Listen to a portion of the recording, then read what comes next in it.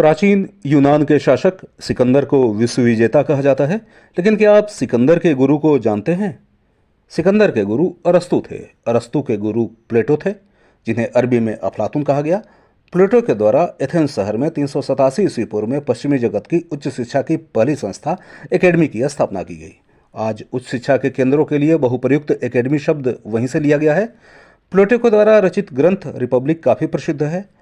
प्लेटो के गुरु सुकरात थे, जिन्हें बहुधा पाश्चात्य दर्शन का जनक माना जाता है। पश्चिम के ज्ञान जगत की दार्शनिक पृष्ठभूमि को तैयार करने में इन तीन दार्शनिकों सुकरात, प्लेटो और अरस्तु की त्रयी ने महत्वपूर्ण भूमिका निभाई थी।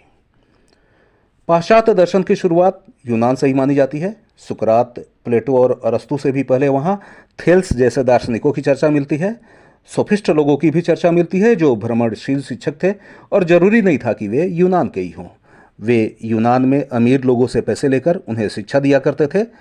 लेकिन जैसा कि पहले ही कहा जा चुका है कि पाश्चात्य दर्शन की शुरुआत आमतौर पर सुकरात से मानी जाती है।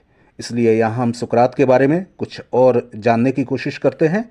सुकरात ने खुद कुछ नहीं लिखा। उनके व्यक्तित्व व विचारों के बारे में हमें उनके समकालीनों के लेखन से जानकारी मिलती है। सुकरात के जिन विचारों के बारे में हमें जानकारी मिलती है, उनमें कुछ मुख्य इस प्रकार हैं। पहला, मानव ज्ञान खुद की अज्ञानता की पहचान से शुरू होता है। दूसरा, अपरिचित जीवन जीने योग्य नहीं है। तीसरा, सद्गुण ही ज्ञान है। और चौथा, एक अच्छे इंसान को कभी भी नुकसान नहीं पहुंचाया जा सकता, क्योंकि चाहे उसे कितना भी दुर्भाग्य झेलना पड़े, उसका पुण्य बरकरार रहेगा। सुकरात के बारे में कहा जाता है कि वे देखने में सुंदर नहीं थे। बड़े बड़े बाल रखे हुए अस्त व्यस्त कपड़ों में नंगे पैर चला करते थे। फिर भी वे एथेंस के युवा वर्ग में काफी लोकप्रिय थे।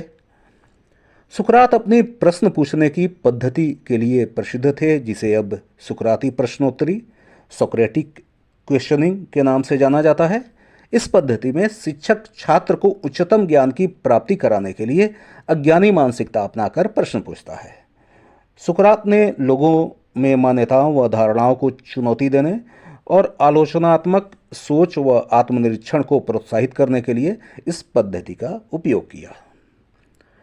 तत्कालीन यूनान में प्रचलित मान्यताओं पर सवाल खड़ा करने के चलते सुकरात पर न्यायालय में मुकदमा चला, जिसमें उन्हें देवनिंदा और युवाओं को मतिभ्रष्ट करने के आरोप लगाकर विस्पान के जरिए मौत की सजा सुनाई गई।